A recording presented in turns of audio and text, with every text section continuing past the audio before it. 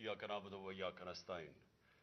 मेरे पाकिस्तानियों, आज मैं एक आपके सामने ये हंगामी जो मीडिया टॉक करने लगा हूं, ये एक ऐसी खौफनाक और दर्दनाक और तकलीफदेह चीज है कि मैं समझा ये इंतजार नहीं कर सकती कल के लिए।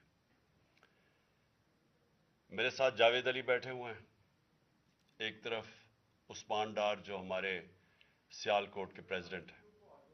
मैं जरा अब आपको सिर्फ बताना चाहता हूं कि यहां हो क्या रहा है इस मुल्क में। मैं अपनी कौम को आगाह करना चाहता हूं कि पाकिस्तान को किस तरह एक बनाना रिपब्लिक बना दिया गया है।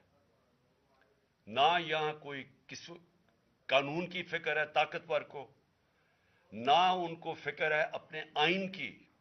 हमारा जो आइन है उसका